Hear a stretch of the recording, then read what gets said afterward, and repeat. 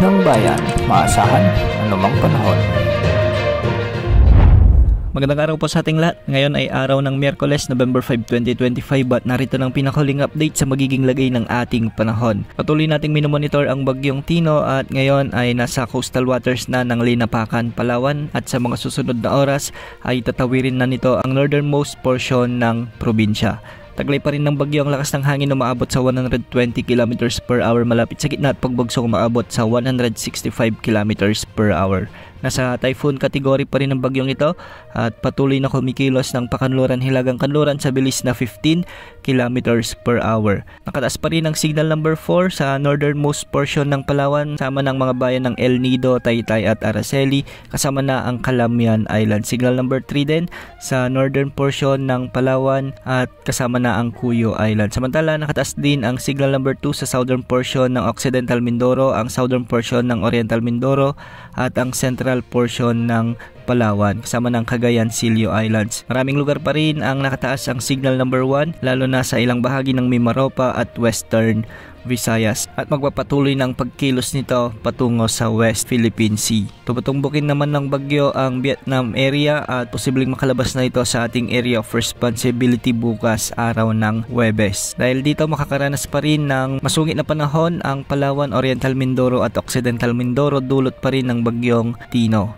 May mga pag-ulan at pagbugso ng hangin din ang mararanasan pa rin sa Romblon kasama na ang mga lalawigan sa Western Visayas. Samantalang Northeast Monsoon ang weather system na magdadala ng maulap na kalangitan na may mga pag-ulan sa Batanes at Babuyan Island. Trough naman ng bagyong Tino ang magdadala ng maulap na kalangitan na may mga kalat-kalat na pagulan at thunderstorms sa Metro Manila, Negros Island Region, Central Visayas, Zamboanga del Norte, Misamis Occidental at ang nalalabing bahagi ng Luzon. Sa Eastern Visayas at nalalabing bahagi ng Mindanao, localized thunderstorms naman ang inaasahan lalong-lalo na sa hapon at gabi.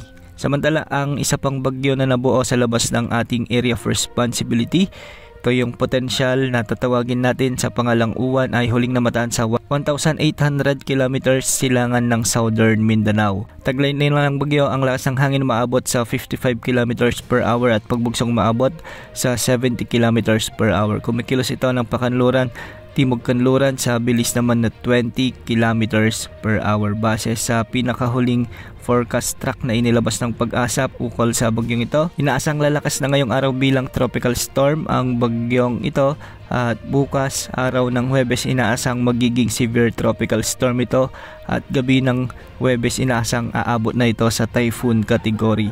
Sa araw ng Biyernes lalapit ito sa ating area of responsibility. At sa araw ng Sabado, inaasahang makakapasok na ito sa ating area of responsibility bilang isang super typhoon category. Sa araw ng Sabado, kikilos na ito ng pahilagang kanluran hanggang sa mga susunod na araw at sa araw ng Lunes o Martes, posibleng maglandfall ito sa bahagi ng Central o Northern Luzon. Posibleng umabot hanggang 205 kilometers ang lakas ng hangin na dadalhin ng bagyong ito. Ibig sabihin napakalakas na hangin ito. Kaya sa mga kababayan natin sa Central at Northern Luzon ay paghandaan ang malakas na bagyong paparating na si bagyong Uwan. Yan muna ang latest sa lagi ng panahon. Ito po ang weather update ng bayan, maasahan anumang panahon.